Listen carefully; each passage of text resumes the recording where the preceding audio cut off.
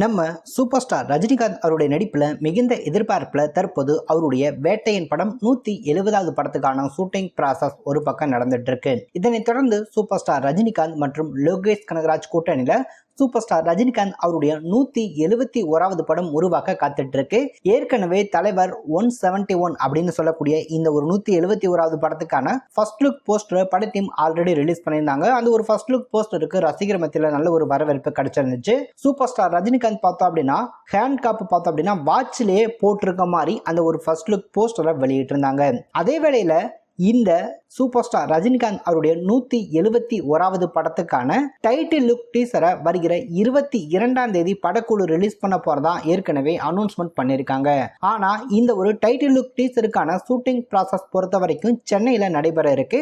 சென்னையில இருக்கக்கூடிய EVP film சிட்டியில வருகிற 8ஆம் தேதி மண்டேல இந்த தலைவர் 171 அப்படின்னு சொல்லக்கூடிய இந்த படத்துக்கான டைட்டில் லுக் டீசருக்கான ஷூட்டிங் ப்ராசஸ் ஸ்டார்ட் பண்ண முடிவு பண்ணியிருக்காங்க. இந்த ஒரு ஷூட்டிங் ப்ராசஸ் பக்காவா பண்ணி முடிச்சு பட டீம் வருகிற 22ஆம் தேதி ரிலீஸ் பண்ணவும் முடிவு பண்ணியிருக்காங்க.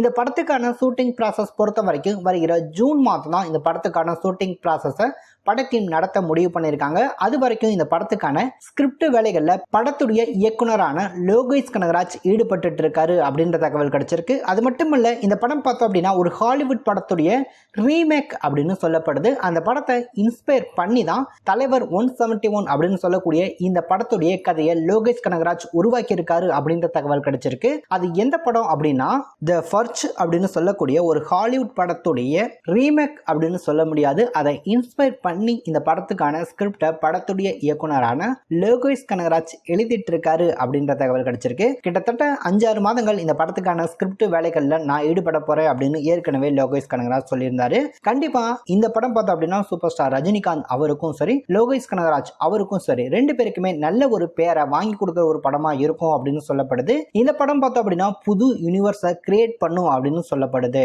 அது மட்டும் இல்ல, சூப்பர் ஸ்டார் ரஜினிகாந்த் அவருடைய இந்த ஒரு 171வது படத்துக்கு கழுகு அதாவது ஈகல் அப்படின்ற மாதிரி டைட்டில் சூஸ் பண்ணலாம். தமிழ்ல வைக்க போறாங்களா இங்கிலீஷ்ல வைக்க போறாங்களா அப்படின்னு தெரியல. சோ கழுகு அப்படின்ற மாதிரி சூஸ் பண்ணுவாங்க அப்படின்ற ஒரு ரூமர் ஒன்று போயிட்டு இருக்கு. அது உண்மையா அப்படின்றத கண்டிப்பா வருகிற 22ஆம் தேதி வரைக்கும் வெயிட் பண்ணி பார்த்தாதான் எல்லாருக்கும் நிச்சயம் தெரிய வரும்.